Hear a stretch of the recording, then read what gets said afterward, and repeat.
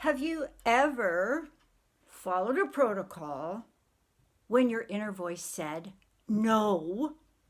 Protocols are like a job description that lead you through task management. On the other hand, we have that inner voice, that inner divine winner voice that leads us through our own personal management. In my training as a pharmacist, protocols are king. You have to know the protocol and then follow it using your professional judgment. And each situation is different. How would you respond to the following protocol challenges involving time, pressure, and people pleasing? Let's take a look. One time, I was working the night shift at a very busy pharmacy in a remote location. My shift started at 10 p.m. in the evening. I was filling prescriptions from 10 at night all the way until 8 the following morning. And my first night was exemplary. My second night was not, because it was midnight. I woke up and remembered that my night shift just started several hours ago. Why the heck didn't they call me when they saw I was late? Now I remember I'd unplugged the phone. What do you do when you're late and miss protocol expectations? I rushed myself into work. My duties were tedious, but I stayed on task. No shortcuts. Not long afterwards, a tall, blonde gentleman came into the store and began waiting in line. He reminded me of Brad Pitt, clean-cut, dapper, in his camel-colored leisure suit. I began reacting to him, but reminded myself, stay professional, follow the protocol. As new people came to wait in line, I noticed that he drifted over to the comfy lounge area to relax and wait.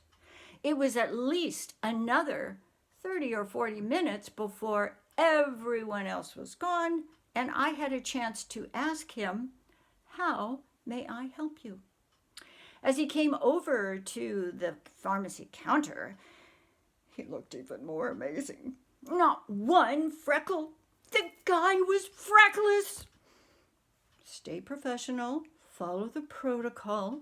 As he leaned over the counter and looked into the pharmacy well beyond myself, he began to smile. I'll never forget that smile.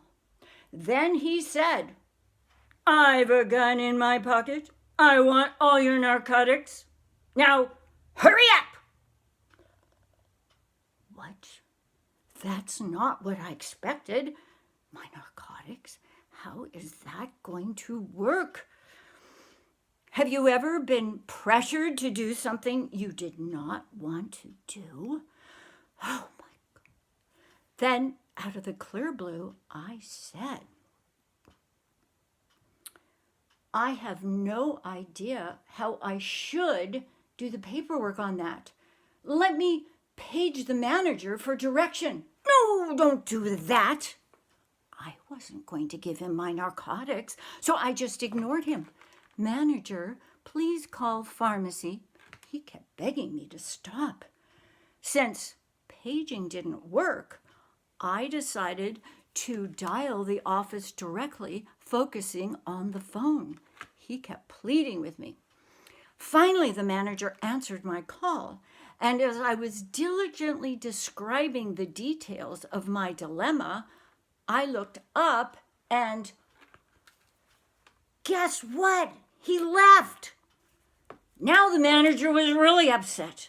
I had interrupted her cash counting session for nothing.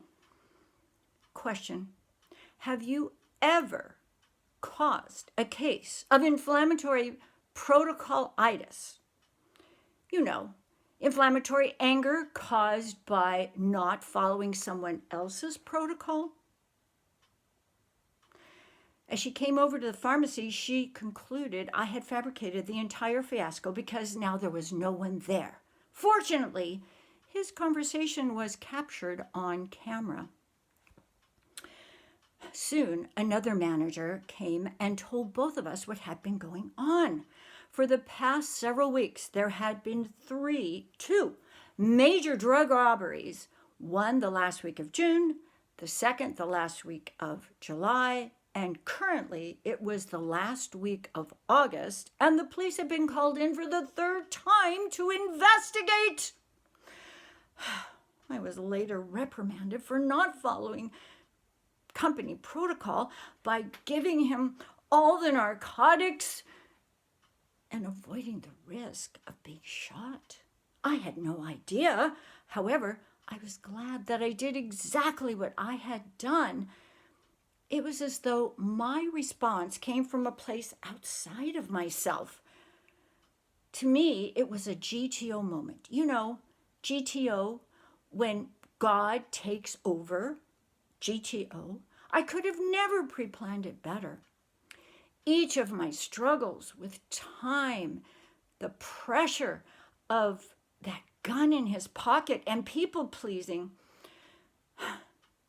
they all resulted in a dilemma for me. However, once I heard that inner voice, that divine inner winner voice, it erased all feelings of fear and left me with incredible peace. It was a peace that surpassed all understanding. And believe me, there was no logic associated with it. That peace made it so much easier for me to follow his lead and implement his protocol. Mr. Toastmaster.